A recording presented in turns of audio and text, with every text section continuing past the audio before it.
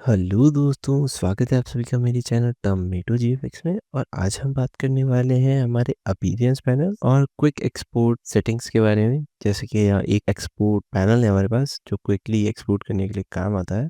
और ये हमारी सीरीज़ का 16th लेक्चर है और बाकी के लेक्चर्स आपको प्लेलिस्ट में मिल जाएंगे। So to check them out.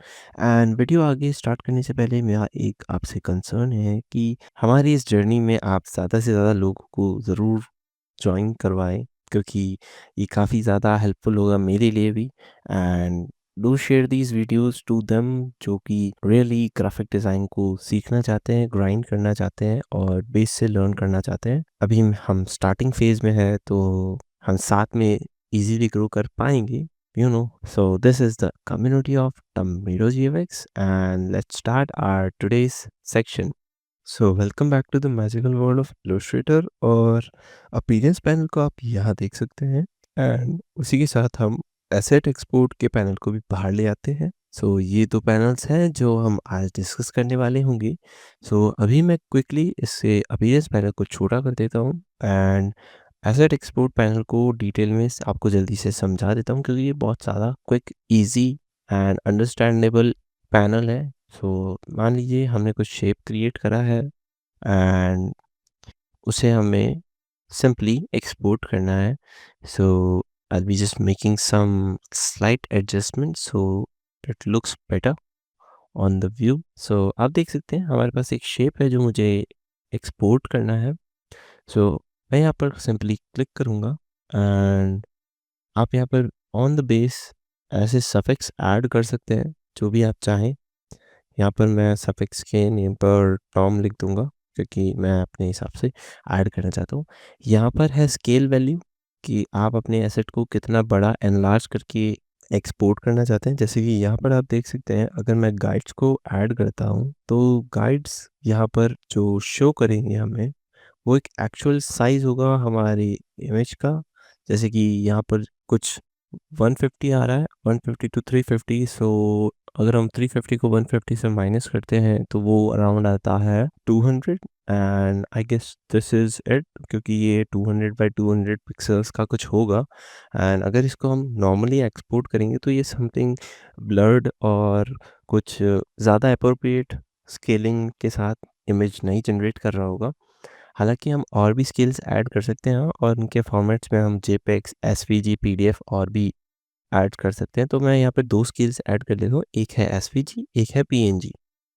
और अगर मैं यहाँ पर इन पे क्लिक करके अपने स्केल को यहाँ पर 4x की जगह 9x कर देता हूँ, तो it will be 200 into 9x, जो कि होगा अराउंड 1800। सो जैसे ही मैं इनको एक्सपोर्ट करता हूँ, हमारा एक स्पेसिफिक लोकेशन हम चूज़ कर सकते हैं हमारे कंप्यूटर से एंड ये एक्सपोर्ट हो जाएगा। एंड चलिए मैं आपको लेके चलता हूँ उस लोकेशन पे। सो ये हमारा फ़ोल्डर है जहाँ पर हमारा एक्सपोर्ट एसेट बन चुका है और आप देख सकते हैं एक है 9x और एक है SVG folder.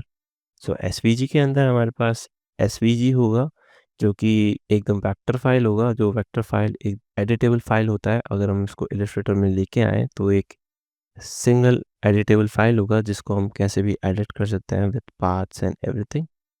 So on these मैं एक वीडियो ज़रूर लेके आऊँगा, बट फॉर नाउ चलिए हम वापस अपने पैनल में आ जाते हैं और हम अपने दूसरे फ़ोल्डर को चेकआउट करते हैं जो कि है हमारा PNG format. And PNG format को अगर मैं आपको बड़ा करके दिखाऊं तो ये हमारा एक्सपोर्ट हो चुका है। एंड अगर इसका आप डिटेल चेक करें तो इसका डिटेल लगभग लगभग 1800 आ रहा है, जो कि हमने अप्रॉक्सीमेट निकाला था। So you can understand how you calculate the scale of your image. So ये हमारा क्विक एक्सपोर्ट एसेट्स पैनल है जो कि हमें अगर कुछ प्रीव्यू के लिए क्विकली एक्सपोर्ट करना हो तो हम यूज़ करते हैं। हालांकि एक्सपोर्ट के लिए यहाँ पे हमारे पास और भी ऑप्शंस हैं एंड उनको भी हम एक्सप्लोर ज़रूर करेंगे after this. So this was it about asset export. And चलिए अब क्विकली मूव करते हैं हमारे अपीयरेंस पैनल की तरफ। सो मैं एसेट एक्सपोर्ट पैनल को कोलैप्स करके यहाँ पर एडिट कर दूंगा वापस और हमारे अपीयरेंस पैनल को ओपन कर लूँगा लाइक दिस।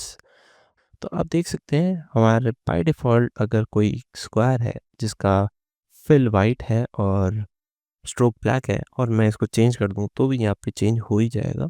सो हम कोई भी चीज़ को एडिट करें एंड यहाँ पर कोई भी कलर दे दें like red, blue, pink anything, तो वो हमारे अपीयरेंस पैनल में रिफ्लेक्ट हो रहा होगा और इसी चीज़ को ये फ़ॉलो अप करते-करते हमारे पास इफ़ेक्ट्स आते हैं। इफ़ेक्ट्स को भी ये अपने अंदर इंक्लूड करता है। तो मान लीजिए कि मैंने ड्रॉप शैडो ऐड कर दिया है और ये हमारा ड्रॉप शैडो हो गया।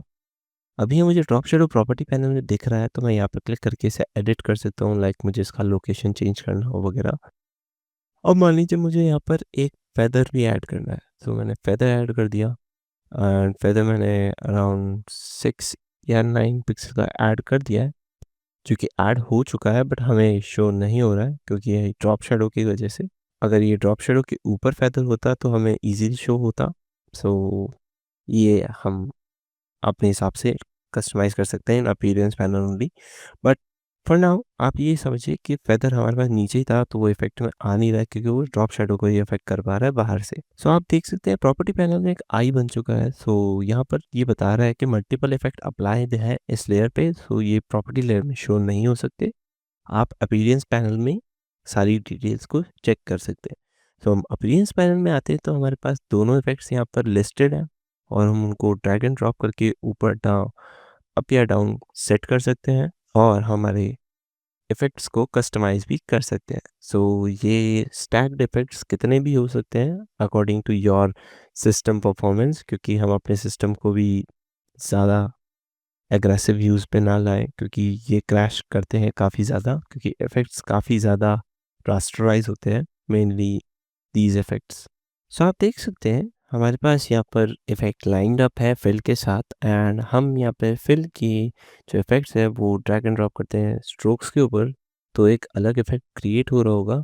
अगर मैं यहाँ पर फिल को ऑफ कर दूँ या फिर फेदर को रिमूव कर दूँ, तो आप यहाँ पे देख सकते हैं जो ये हमारा ड्रॉप शेडो है वो स्ट्रोक के ऊपर अप्लाई हो रहा है, फिल के ऊपर अप्लाई नहीं हो रहा है। So this is how we customize our fills and this is not the only use of our appearance panel. Appearance panel काफ़ी जगह यूज़ होता है, जैसे कि अगर हमने कोई टेक्स्ट लिखा है लाइक, एंड आप यहाँ पे देख सकते हैं फॉर नाउ टोमेटो की स्पेलिंग गलत है, बट मान लीजिए मैंने इसे ऐसे ही लिखा और मुझे इस पे एक ग्रेडिएंट अप्लाई करना है। सो ग्रेडिएंट यहाँ पर अप्लाई नहीं होगा क्योंकि हमारा जो फिल है वो इसे अप्लाई होने ही नहीं देगा। बेसिक टेक्स्ट का जो फिल होता है वो इसे अप्लाई नहीं होने देगा। तो फॉर दैट कुछ लोग टेक्स्ट को क्रिएट आउटलाइन करके उसके ऊपर ग्रेडिएंट अप्लाई कर देते हैं, जो कि काफ़ी ज़्यादा ओल्ड फैशन वे है टेक्स्ट के ऊपर हमारा ग्रेडिएंट अप्लाई करने का। क्योंकि आप देख सकते हैं कि अब मैं इसको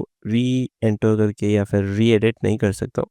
हालाँकि आजकल एडोबी के बहुत सारे फीचर्स आ चुके हैं कि आप फ़ोटो में भी, इमेज में भी टेक्स्ट को चेंज कर सकते हैं। बट मान लीजिए कि अब मुझे इस टेक्स्ट को मैनुअली चेंज करना है, so what can I do? मेरे पास कोई भी ऑप्शन नहीं है। सो उस चीज़ से बचने के लिए हमारे पास एडोबी की तरफ से प्रोवाइडेड है ऐड फिल का button.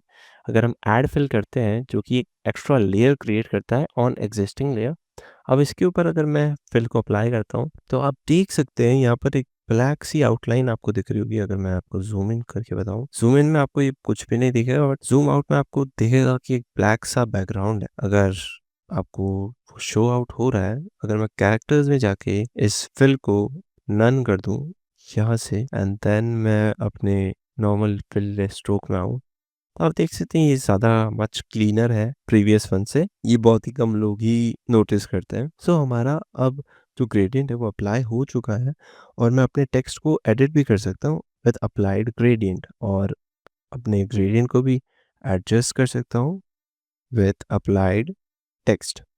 So this is how हमारा अपीयरेंस पैनल और भी काम आता है। सो हमारे लास्ट एग्जांपल के लिए हम अपीयरेंस पैनल के लिए एक और एग्जांपल लेके आए हैं जो कि मेन एग्जांपल है और अपीयरेंस पैनल को मेनली मैक्सिमम टाइम इसी के लिए यूज़ किया जाता है। सो यहाँ हमारे पास एक टेक्स्ट इफेक्ट है जो कि डजन्स ऑफ लेयर्स के ऊपर बना हुआ है, मतलब कि बहुत सारी लेयर्स को एडिट करके ट्रांसफॉर्म करके और इफ़ेक्ट्स अप्लाई करके करा हुआ है। तो जैसे मैंने आपको बताया था कि हम ऐड न्यू फिल करते हैं, तो यहाँ पर एक के ऊपर एक स्टैक्ड लेयर सिस्टम में फिल्स ऐड हो रखे हैं और उनके ऊपर कुछ इफ़ेक्ट्स ऐड हो रखे हैं। जैसे कि हमारा जो सबसे ऊपर वाला स्ट्रोक है, उसके ऊपर इनर ग्लो अप्लाइड है।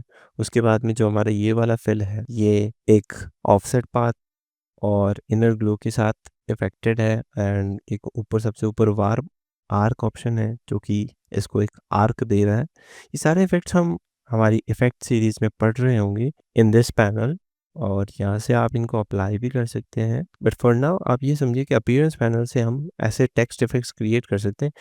ये टेक्स्ट इफेक्ट्स मैंने फ्री पिक से लिए हैं फॉर दिस वीडियो, ताकि हम एक इफेक्ट को डिस्कस कर सकें easily for appearance panel. And हम अपीयरेंस पैनल के साथ कुछ ऐसे इफेक्ट्स क्रिएट कर पा रहे होंगे with 3D depth effect and everything. ये हमारा एक ट्रेडिशनल मेथड है। वैसे आजकल 3D लुकअप्स के लिए बहुत सारे मेथड्स आ चुके हैं, तो वो भी हम ट्राई कर रहे होंगे। बट बेसिकली हम ऐसे कुछ 2D इफेक्ट्स को क्रिएट करते हैं इन अ वे ऑफ अ 3D, और आप इसको एडिट भी कर सकते हैं। लाइक मैं यहाँ पर कुछ और भी लिख सकता हूँ, जैसे my name Pipu. So this is how appearance panel is important for us, and आप इसको एक्सप्लोर करें। आप फ्री पिक से और भी टेक्स्ट इफेक्ट्स को डाउनलोड कर सकते हैं, वो फ्री है।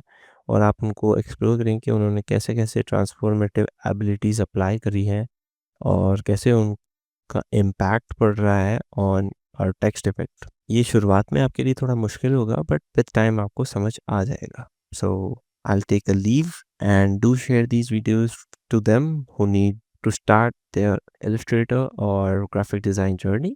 So with that said, take care and goodbye.